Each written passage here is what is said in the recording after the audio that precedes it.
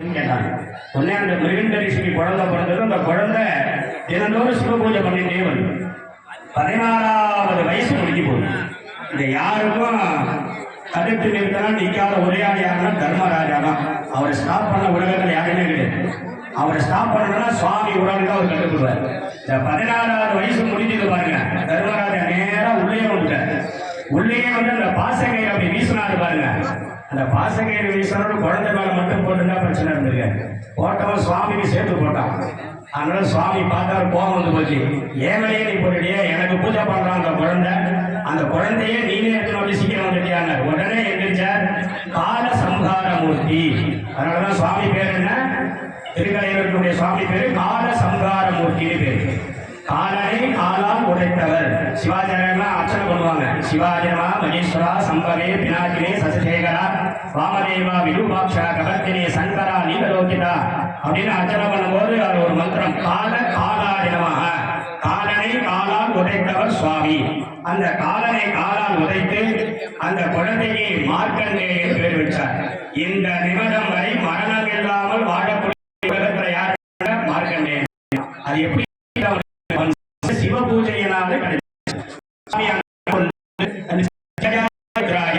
நீலகண்டாய இந்த மந்திரத்தால் யார் ஒருவர் சிவாய நமக அப்படின்னு விபூதி பூசராகிட்ட நீ போகக்கூடாதுன்னு சொல்லி அதன் பிறகு தர்மராஜாவை சுவாமி ஏற்றி விட்டார்.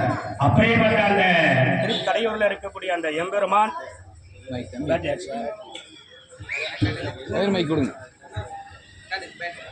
அப்படியேப்பட்ட அந்த திருக்கடையூர் இருக்கக்கூடிய அந்த சுவாமி, அதனாலதான் நம்ம தான் போய் அறுபதாம் கல்யாணம் அங்கே போய் பண்ணிக்கிறோம். மார்க்கண்டேயனோட வயசு என்ன?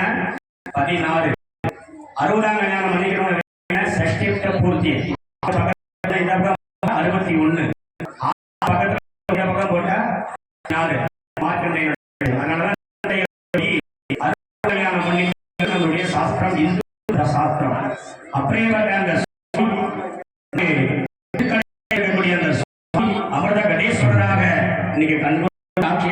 ஜோதிஷர் பெருமாள் திருக்கலையூர் சுவாமி என்பவரும் அதே மாதிரி இருக்கார். அதே நேரத்தில் நமது நடுப்பகுதி தில்லையப்பன் நடராஜன் இருக்கக்கூடிய இடம் தான். இருக்கக்கூடிய இடம் தான் மத்திய சுவாமி நடராஜ பெருமான் இருக்கிறது தான். பெருமான் இங்கு இருக்கக்கூடிய ஆகாய கஷேத்திரத்திலே இருக்கக்கூடியவர். அப்படியேப்பட்ட அந்த சுவாமி பிடித்தமான ஒரு தமிழ் கீதம் என்று சொல்லப்படுகின்ற ஒரு கீர்த்தனையானதை இப்பொழுது வித்வான் ஹரி சிவாச்சாரியர் அவர்கள் பாட வித்வான் அவர்கள் வாசிக்கிறார்கள். ஆண்டி கொண்டான் அப்படின்னு சொல்லக்கூடிய அந்த திருப்பாடலை, சிவபெருமானுக்கு பிடித்த பாடலை இப்பொழுது விண்ணப்பம். திருச்சிற்றம்பலம். சிவா திருச்சிற்றம்பலம். ஆட்டி கொண்டாரந்த பேடி